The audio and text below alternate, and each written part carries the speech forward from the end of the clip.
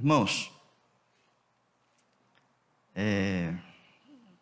abram suas Bíblias em Mateus capítulo 28.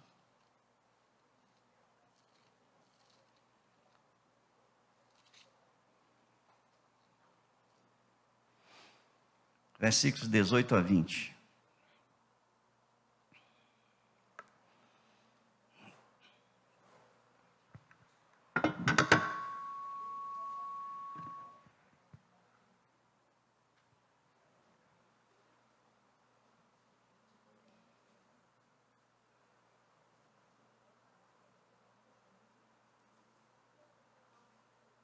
Estou ouvindo nada. Mateus 28, 18 a 20.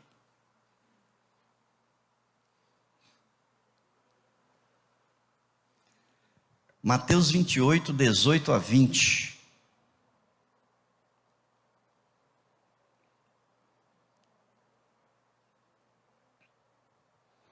Esse texto todo mundo sabe de decor, né?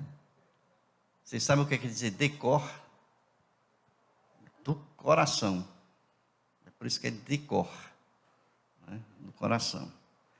E diz: toda a autoridade me foi o quê? Dada. Aonde? No céu e na terra. Isso disse Jesus. Ide, portanto, fazei discípulos de todas as nações, batizando-os em nome do Pai, do Filho e do Espírito Santo, ensinando-os a guardar todas as coisas que vos tenho ordenado. E eis que estou convosco todos os dias até a consumação dos séculos. Algumas versões dizem até o final dos tempos. Vamos orar? Pai querido, muito obrigado por este momento aqui, pela tua igreja que aqui realiza esse culto a ti, Pai. E nesse momento da tua palavra nós pedimos que o teu Espírito possa conduzir o teu servo e falar a cada coração aqui nesta noite. Nos abençoe em nome de Jesus. Amém. Queridos, esse texto fala de missão. Eu tenho trazido uma série de mensagens sobre igreja, falando sobre a igreja. Aproveitando esse mês da campanha de missões estaduais, estou aprofundando mais esse conceito de missão, de missões ou missão, né? O conceito de igreja, na verdade. E hoje eu quero falar um pouco sobre a missão da igreja. Sobre a missão, não é sobre missões, é sobre a missão da igreja.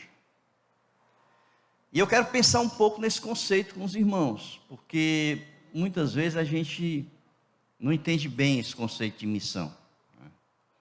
Então vejam, não sei quem já foi aqui em alguma loja que vende carro aqui, uma representante de veículos aqui. Alguém já foi comprar carro? Já? Levanta a mão só para eu ter uma ideia. Muito bem. Eu tive lá numa loja comprar um carro e aí, né, a vendedora, e hoje não é vendedor, eles chamam, não é mais vendedor, como é, Franzé, que chama agora? Consultor. Agora é consultor de vendas, né?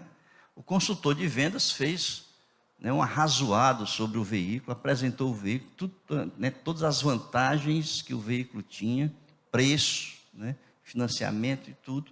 E ele então estava ali fazendo o papel dele, não é? De poder mostrar o produto que ele tinha, que era um veículo que ele tinha para vender. Então vejam, se nós olharmos para uma loja dessas, a gente vai entender o que é uma missão, tá? Por quê? Qual é a missão de uma loja de venda de carro? Vender carro, não é isso? A missão dela é vender carro. Ela pode até escrever uma série de outras coisas lá, né? Porque hoje toda empresa tem lá a missão da empresa, aí tem lá missão da empresa. Mas a missão da empresa, ela existe para um objetivo. Qual é o objetivo? Vender carro. Agora, se ela não vender carro, o que é que acontece, irmãos? Se ela não vender o carro, ela fecha. É ou não é? Ela vai fechar. Por quê? Porque ela não vendeu o carro. Então ela tem uma missão, que é o vender carro. Quem é o responsável de vender carro? É o dono da empresa? Também. Mas é ele? Não, o que é que ele faz? Ele prepara pessoas para vender o produto dele. Ele capacita pessoas para vender o produto dele. Ele dá cursos, dá treinamentos. Então, aquele consultor que me atendeu é uma pessoa que foi preparada para apresentar o produto para quem chegar na empresa receber ali toda a informação que ele precisa sobre o produto. É ou não é? Então, a pessoa sabe o que está comprando. Ele compra o produto. Então, quando a empresa está cumprindo com a missão, ela tem pessoas que estão ali envolvidas na missão para que aquela empresa cumpra a missão.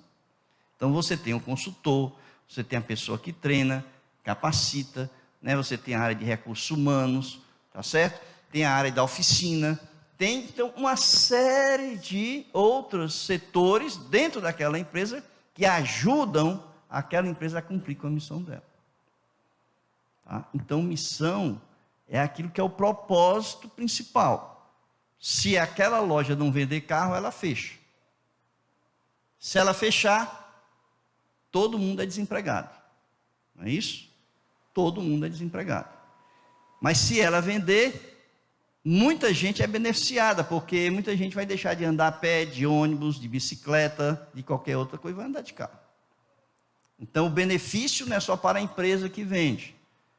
O benefício é para o dono da empresa, para os vendedores que estão ganhando dinheiro, para as pessoas que estão comprando o produto, todo mundo é beneficiado.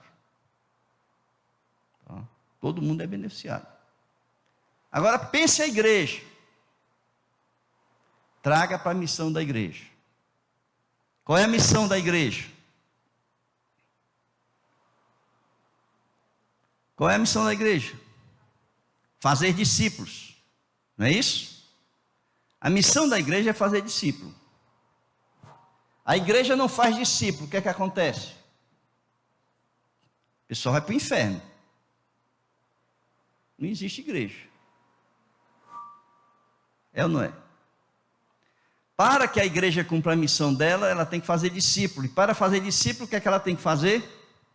Ela tem que ter pessoas, não é isso? Que são treinadas, capacitadas, que estão ali para pregar o evangelho. Não é vender o produto, mas é pregar o evangelho, ensinar o evangelho. As pessoas vão tomar conhecimento da verdade, vão conhecer a verdade. E a palavra de Deus diz: conhecereis a verdade o quê? Vos libertará. E a verdade vos libertará. Tá certo? Então, pense assim: qual é a missão da igreja? Fazer discípulos. Tá? Essa é a missão. Quem é que vai cumprir com a missão? Porque Jesus já fez parte dele. Tá? Jesus morreu na cruz para nos salvar. Ele preparou os seus discípulos, apóstolos, para que eles pudessem ser as colunas da igreja, não é isso? Esses discípulos que foram preparados para ser a coluna da igreja, foram eles que pregaram, anunciaram, e a igreja chegou até onde nós estamos hoje. E hoje estamos aqui por causa daquelas pessoas que foram preparadas por Cristo. Tá? A missão da igreja envolve todas as pessoas da igreja. Seja aquelas pessoas que recebem ali, lá na entrada da igreja tem gente recebendo quem está entrando. Aqui tem as pessoas que estão tocando. Ali estão as pessoas que estão prestando o culto. Não é assistindo não, tá, irmãos? Vocês estão prestando um culto a Deus. Mas tem pessoas que estão cuidando das crianças agora ali. Não é? Tem pessoas que estão cuidando ali, ó, da transmissão do culto. Tem pessoas que tá passando aqui os slides. Todo mundo está envolvido na missão. Tá certo? Todo mundo na missão. O que eu quero começar a que vocês comecem a pensar é o seguinte: é que estar envolvido na missão não é uma opção, não. Tá? Primeira coisa que eu quero que vocês comecem a pensar é que estar envolvido na missão não é uma opção, tá certo? Não é uma opção. Vejam, quando Jesus estava ascendendo aos céus, antes de ascender aos céus, ele pegou os seus discípulos e ele deu essa missão aqui. Foi a última missão que ele deu para a igreja, tá? A última ordem que ele deu para a igreja.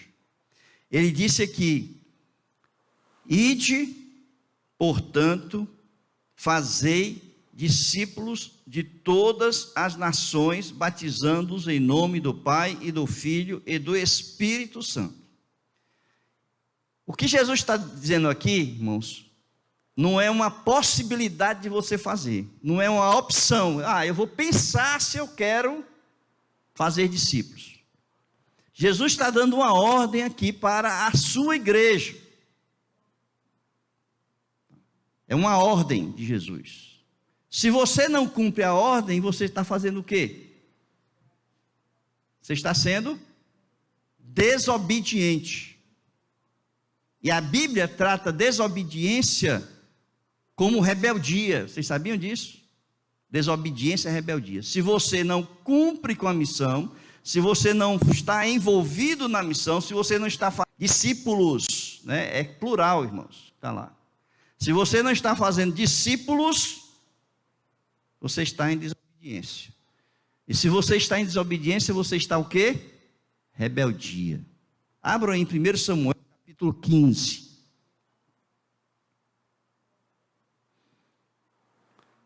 1 Samuel, capítulo 15, versículos 22 e 23. O que aconteceu? Deus deu uma ordem a Saul: vai lá e acaba com os amalequitas. Não quero que você deixe nada vivo, nem animal, nem gente, ninguém. Vai lá e acaba com os amalequitas. Saul fez o quê? Não matou o rei e pegou parte do rebanho, o melhor que tinha do rebanho, e levou lá para o acampamento deles.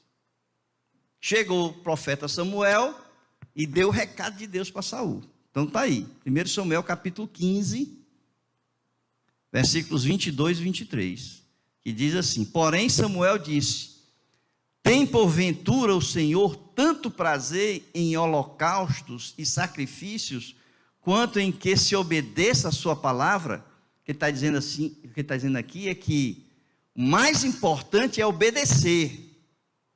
Não é você estar aqui, não, porque estar aqui também é obediência. Mas o mais importante é obedecer. É isso que ele está dizendo aqui. Vamos continuar. Eis que o obedecer é melhor do que o sacrificar, e o atender melhor do que a gordura de carneiros. Porque a rebelião, e aqui está, que a desobediência é rebelião. A rebelião é como o pecado de quê? Feitiçaria. E a obstinação é como a idolatria e culto a ídolos do lar. Visto que rejeitaste a palavra do Senhor, ele também te rejeitou a ti, para que não sejas rei. Irmãos, quando Jesus diz assim, ide fazer discípulos, ele está dando uma ordem para você. Para mim, para você. A ordem é para mim e é para você. Tá certo? Se eu não estou indo e fazendo discípulos, o que é que eu estou fazendo? Estou em rebeldia com Cristo. Tá? Se eu estou em rebeldia com Cristo, o que é que está acontecendo? Eu estou em pecado, e ele está comparando aqui o pecado da feitiçaria. Que pecado é esse? O feiticeiro, ele se envolvia com espíritos. ele desviava as pessoas de Deus e conduzia essas pessoas para outros deuses. Então, essa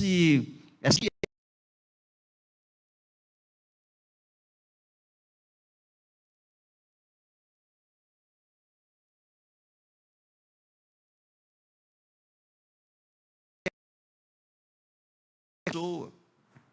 A desobediência é fazer o meu desejo, a minha vontade, o meu ego. Portanto, é idolatria quando eu estou satisfazendo a mim e não a vontade de Deus.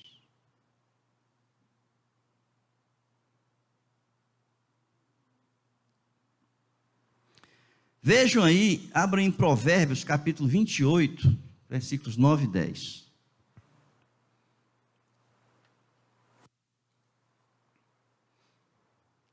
Provérbios, capítulo 28, versículos 9 e 10.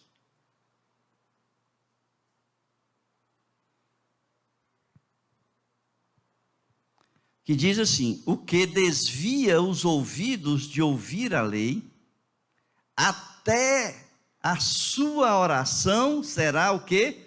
Abominável. O que desvia os retos para o mau caminho, ele mesmo cairá na cova que fez, mas os íntegros herdarão bem. Irmãos, significa dizer que se você não está cumprindo com a missão, até a sua oração, ela é o quê? Abominável para Deus. Por quê? Diz o profeta Samuel, Deus falou através do profeta Samuel, que obedecer é melhor do que sacrificar. Então, a nossa prioridade enquanto cristãos, na nossa caminhada cristã, enquanto a vida cristã, a nossa prioridade, o nosso foco é a obediência ao Senhor. Obediência ao Senhor. Nós estamos debaixo da palavra de Deus. Debaixo da palavra de Deus. E quando sim nós nos desviamos, tudo que nós fazemos não chega, claro, ali ao trono da graça de Deus. Essa ordem que Cristo deu à igreja, a gente pode dividir em 3 partes, ou em 3 subordens, vamos dizer assim, em 3 subordens. A primeira é: ide e fazei discípulos de todas as nações. Tá? É a primeira subordem, certo? Então vocês podem deixar aí em Mateus 28, o pessoal acompanhar. Ide e fazei discípulos de todas as nações. Essa ordem, ela não pressupõe a conversão do mundo todo. Tá? Quando Jesus diz assim, ide e fazei discípulos de todas as nações, o que ele está querendo dizer é que nenhuma nação, nenhum povo, nenhuma língua pode deixar de ser levado o evangelho de nosso Senhor Jesus Cristo. Ninguém pode ser discriminado para ouvir o evangelho de Cristo. Ninguém. E de fazer discípulos de todas as nações. O que ele está querendo dizer aqui é que existe uma responsabilidade da igreja de levar o evangelho a todas as nações, a todos os povos, a todas as línguas. Todas elas têm que conhecer o evangelho de Cristo. É claro que nem todas as pessoas que vão ouvir o evangelho vão se converter a Cristo. Não é isso? Abra aí em Marcos, capítulo 16, versículos 15 e 16, que vocês vão entender isso. Marcos, capítulo 16, versículos 15 e 16, diz assim: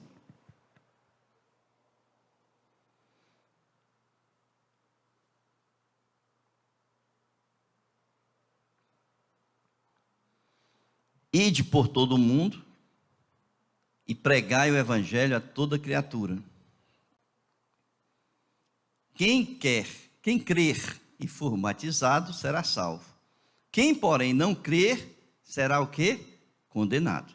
O que Jesus está dizendo aqui, Marcos escreveu aqui, nessa parte da grande comissão escrita por Marcos, é que você deve ir pregar e falar do evangelho a todas as pessoas, indiscriminadamente.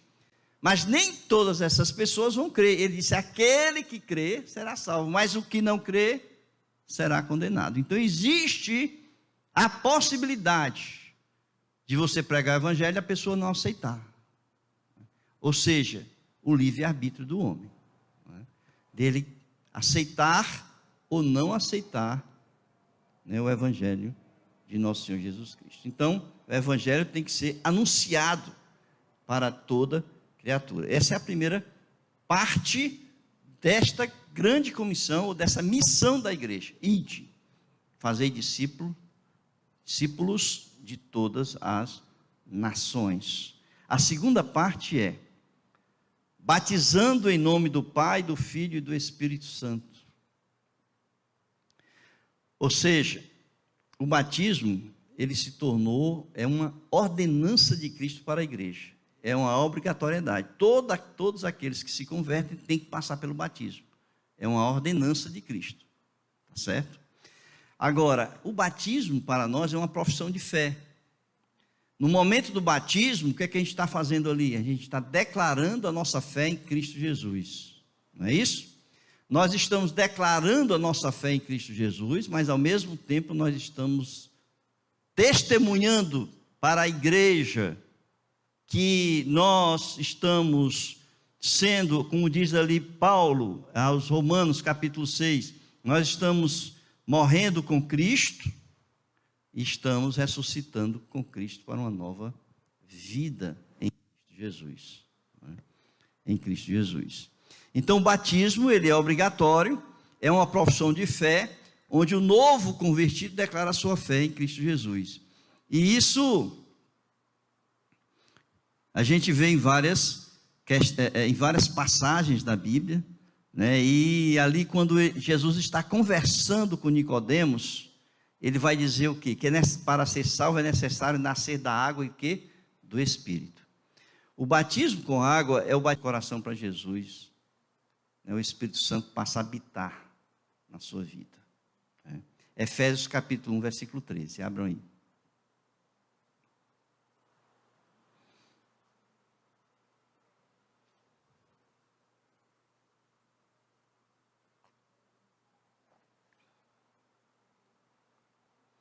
Efésios capítulo 1, versículo 13 diz: em quem também vós, depois que ouvistes a palavra da verdade, o evangelho da vossa salvação, tendo nele também crido, fostes selados com o Santo Espírito da promessa. Vê aí, passo a passo. A fé vem pelo ouvir e ouvir da palavra. Então você prega, a pessoa ouve a palavra, a fé vem pelo ouvir da palavra. Aqui diz o texto: depois que ouviste a palavra da verdade, o evangelho da vossa salvação, tendo nele crido. Olha os passos aqui. Depois que você crê, aí você é selado com o Espírito Santo da promessa. Então, passo a passo aqui, Paulo deixa aqui bem delineado esses passos. Agora é interessante quando a gente observa nesse texto de Mateus capítulo 28, é que ele diz que o batismo, olha aqui, batizando-os em nome do Pai, do Filho e do Espírito Santo. Irmãos, vocês já perceberam que aqui está no singular? Em nome. Não está no plural. Em nome. Ou seja, é realizado no nome de Deus. Tá? Só que aqui é a Trindade. 3 em 1. Aqui é a Trindade. Vocês já prestaram atenção nisso? Aqui diz o texto, batizando-os em nome. É no nome de Deus. Mas é a Trindade que ela se manifesta, Deus se manifesta como Pai, como Filho, que é o Senhor, e como Espírito Santo. Tá certo? Batizando-os em nome do Pai, do Filho e do Espírito Santo. Mas o batismo é um único Deus em 3. Tá? Então o batismo ele é realizado aqui em nome, está no singular. É um único Deus se manifestando em 3 pessoas: o Pai, Jesus, o seu Senhor, Senhor da igreja, e o Espírito que habita, capacita e ensina as pessoas. Tá? A terceira coisa que tem aqui terceira ordem, subordem dessa grande ordem, é ensinando-os a guardar todas as coisas que vos tenho ordenado. Então vejam, a missão ela não termina quando você prega o evangelho, tá? Porque muita gente diz assim, não, eu já fiz a minha parte, é isso? Eu já fui ali na esquina, já entreguei um papelzinho, porque papelzinho, nem entregar aquele folheto é evangelismo, ali é entrega de folheto. Evangelismo é quando você fala do evangelho, tá? Isso é evangelismo. Mas as pessoas costumam dizer assim, não, eu já fiz a minha parte, eu já distribuí folheto aqui na praça, já distribuí folheto no bairro todo, né? Já fiz o meu papel, a minha parte. Irmãos, a missão, ela não se encerra com o evangelismo. A missão, ela só se encerra quando o discípulo está formado. E quando é que ele está formado? Quando ele guarda tudo aquilo que Jesus ordenou que guardasse. Aqui diz, ensinando a guardar todas as coisas que vos ordenei. Tá? Então é preciso ensinar. O que é ensinar? É discipular. É preciso ensinar as pessoas para que elas possam aprender e guardar a palavra no coração, porque o salmista diz, guardei a tua palavra no meu coração, para quê? Para não pecar contra ti. Então o discípulo é aquele que conhece a palavra, guarda a palavra no seu coração, e ele anda em obediência a essa palavra, porque ele guardou tudo aquilo que Jesus ordenou. Ordenou, irmãos. A palavra aqui é ordenou, tá? Que guardasse. Então, nós somos enviados para ensinar as pessoas a guardar o evangelho no coração. A guardar o evangelho no coração. Dito isso, a gente precisa pensar em três coisas. Mais três. Primeiro, quem é o autor da mensagem que você está levando? Você está levando uma mensagem, né? Quem é o autor dessa mensagem? O autor dessa mensagem é Jesus. Novidade, né? Jesus. Só que Jesus é aquele que tem toda a autoridade, não é isso que ele diz aqui? Toda a autoridade me foi dada no céu e na terra. E Jesus não tinha autoridade, não? Antes disso aqui, Jesus tinha ou não tinha autoridade? Tinha, né? Só que Jesus estava numa missão terrena. E dentro desse aspecto, a gente pode pensar que algumas coisas Jesus estava limitado por causa do nosso corpo carnal. Quando ele ressuscitou, não teve mais limites na autoridade de Cristo. Toda a autoridade me foi dada nos céus e na terra. Não existia mais limites. Não é? Então, o autor da mensagem é Jesus, que tem toda a autoridade e que ele é o Senhor da igreja. Tá? E tudo aquilo que ele ensinou para a igreja, ele recebeu de quem? Do Pai. Abra aí, João capítulo 17, versículo 8.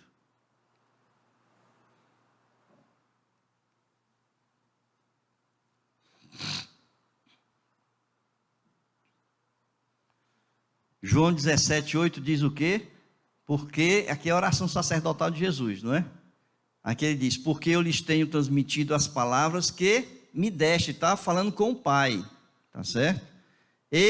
Porque eu lhes tenho transmitido as palavras que me deste, e eles a receberam.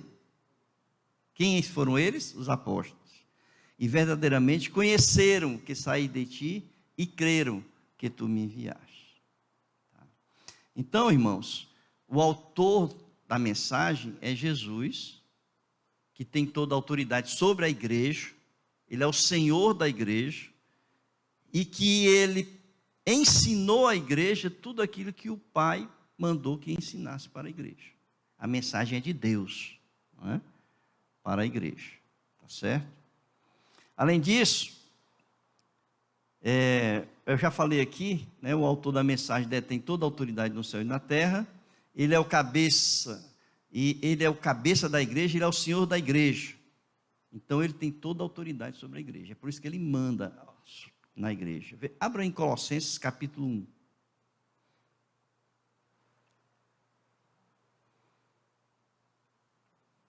Colossenses capítulo 1, versículo 18 a 20. O que é que Paulo está dizendo aí? Está dizendo assim, ó. Ele é o quê? A cabeça da igreja. É isso? Paulo está dizendo aqui, ó. Ele é a cabeça do corpo da igreja. Ele é o princípio, ele é o primogênito de entre os mortos, para em todas as coisas ter a primazia, porque aprove a Deus que nele residisse toda a plenitude, que havendo feito a paz pelo sangue da sua cruz, por meio dele, reconciliasse consigo mesmo todas as coisas, quer sobre a terra, quer nos céus. Daí toda a autoridade lhe foi dada, e ele é o Senhor, o cabeça da igreja. Cabeça da igreja não é só dizer que ele tem autoridade sobre a igreja. É aquele que direciona, é o que diz o que a igreja deve fazer, como ela deve ser, como ela deve se comportar. Todos nós estamos debaixo dessa autoridade. E todos nós devemos viver conforme Cristo mandou que nós vivêssemos. Se nós não estamos fazendo isso, nós estamos em desobediência, portanto, em rebeldia. Né? A segunda coisa, rapidamente aqui, qual é a mensagem? A mensagem é o Evangelho. Não é outro. Uma mensagem não é coisas de homem, já disse que vem de Deus, é o Evangelho. E o que é que Paulo vai falar do Evangelho? Romanos, capítulo 1, versículo 16. Ele diz que o Evangelho, ele diz assim, não me envergonho do Evangelho, porque é o poder de Deus para a salvação de todo aquele que crer. Primeiro do judeu e também do grego. Então a mensagem é o Evangelho e é a salvação para todas as pessoas. Tá certo? O Evangelho é para todas as pessoas. É claro que nem todas as pessoas vão aceitar. Mas o Evangelho não é separatista, né? O Evangelho é para todas as pessoas, tá? Ela é poderosa para resgatar todos em qualquer situação em que se encontram, independente do seu pecado. Ela resgata, restaura, transforma pessoas más em pessoas boas. A salvação opera em todos os níveis da pessoa humana, espiritual, física e emocional, tá certo? Física e emocional. Tá?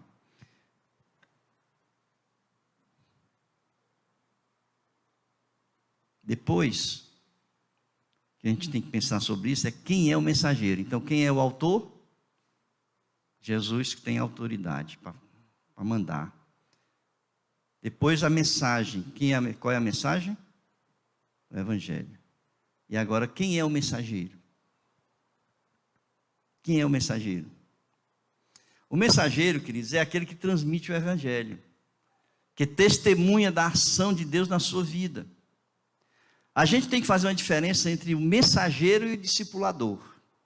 Nem todo mensageiro pode ser discipulador. Todo discipulador é mensageiro, mas nem todo mensageiro é discipulador.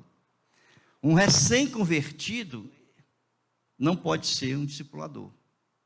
Ele pode ser um mensageiro, porque ele vai dizer assim: a tua graça me alcançou, né? A graça de Deus me alcançou. Nós cantamos isso aqui, não é isso? Mas o mensageiro, aquele recém-convertido, ele não pode discipular. Por quê? Porque Jesus está dizendo aqui: ide fazer o quê? Discípulos de todas as nações. Discípulo de quem? De Jesus, né? Só que quando eu faço discípulo, quando eu estou fazendo discípulo, o discípulo está seguindo a quem? Está seguindo a mim.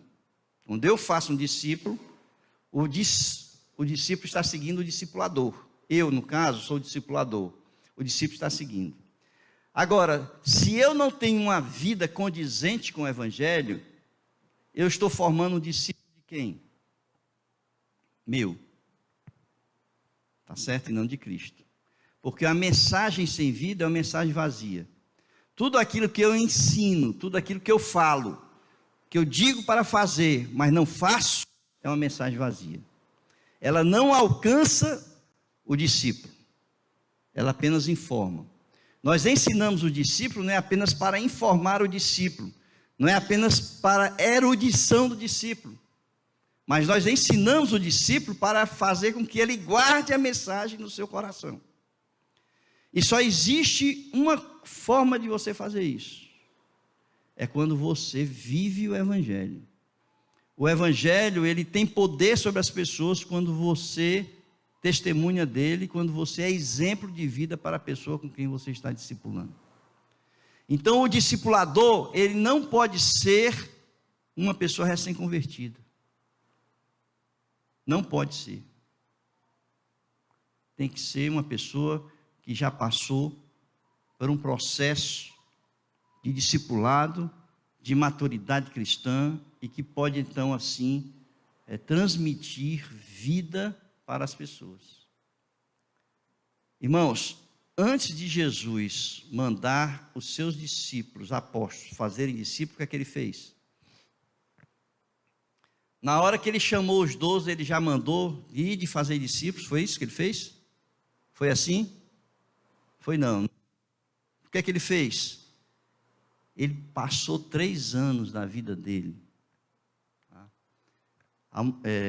dormindo, acordando, tomando café, almoçando, jantando, dormindo de novo com as pessoas.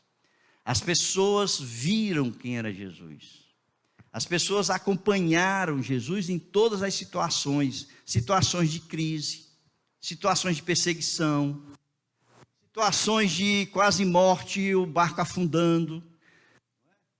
Todas as situações que você possa imaginar, os discípulos passaram com Jesus. E em todas essas situações, eles aprenderam com Jesus a reagir daquela forma, sem pecar. Sem pecar. Quando Jesus sentiu que eles já estavam maduros o suficiente, já foi ali depois da ressurreição dele, né? Porque até antes da morte deles ainda pensavam que Jesus era o general, né? Depois da ressurreição de Jesus é que eles começaram então a mudar, inclusive Pedro, né? Foi que Jesus disse assim: agora vai e façam discípulos. Vão e façam discípulos. Então vejam, nós passamos por um processo de formação. Nós pregamos o Evangelho, todo mundo tem a responsabilidade de pregar e ensinar o Evangelho. Vocês lembram da mulher samaritana? A mulher samaritana, quando conheceu Jesus, saiu correndo para falar de Jesus. Ela não foi discipular ninguém, não. Ela foi dizer assim: olha, Jesus está ali, vão lá. E o pessoal foi lá, correu, e Jesus falou, né, e houve quase 2.000 conversões ali, né, naquele momento ali com Jesus, né. O endemoniado gadareno, quando ele se converteu, ele queria seguir Jesus, e Jesus disse assim: olha, fica aí e vai dizendo para a tua família, vai dizendo para os outros aquilo que eu te fiz. Então ele passou a ensinar o Evangelho? Não, ele passou a pregar o quê? A graça de Jesus, que o alcançou e que o transformou. Tá? Então a gente não pode querer que uma pessoa recém-convertida seja capaz de discipular alguém. Essa pessoa tem que passar por um processo, e quando ela alcança seu nível de maturidade cristã, aí ela pode ser um discipulador, para assim fazer com que as pessoas sejam discípulos de Jesus. O apóstolo Paulo, ele, antes de mandar as pessoas, ou deixar as pessoas nas igrejas, o que é que ele fazia? As pessoas acompanhavam o apóstolo Paulo, não é? Timóteo, Tito, não é isso? Lucas, todos eles acompanharam Paulo no seu ministério. Mas Paulo disse para eles, sabe o quê? Sede os meus imitadores, né? 1 Coríntios capítulo 11, versículo 1. Sede meus imitadores como eu sou de Cristo. Tá? Então, antes dele ensinar, antes dele fazer com que as pessoas se tornassem discípulos de Jesus, ele primeiro se tornou um discípulo de Jesus. Para que as pessoas pudessem olhar para ele e pudessem enxergar Jesus na vida dele. Como é que eu posso enxergar Jesus na vida de alguém que vive em obediência ao Evangelho? Como? Não tem como, irmãos. Então, o mensageiro, tá, é aquele que reflete a imagem de Cristo. E vocês, as pessoas ou as outras pessoas que ainda não chegaram nesse nível, são aquelas que precisam, dentro da igreja, serem discipuladas por aqueles que são dentro da igreja. Aqueles que são maduros têm a responsabilidade de discipular aqueles que não são maduros. Paulo vai falar, as senhoras de mais idade têm a responsabilidade de ensinar as que têm menos idade. Então, os discípulos mais maduros têm a responsabilidade de ensinar aqueles que não são maduros na fé, para se tornarem maduros e assim serem discipuladores como os outros, né, também são. Amém, queridos? Então, essa é a missão da igreja. Tá? Entenderam isso? Entenderam? Vocês entenderam o que eu falei aqui sobre a missão da igreja? Sim ou não? Está fraco, não está? Acho que ninguém entendeu. Quem é que está cumprindo a missão? Quem é que está cumprindo a missão aqui?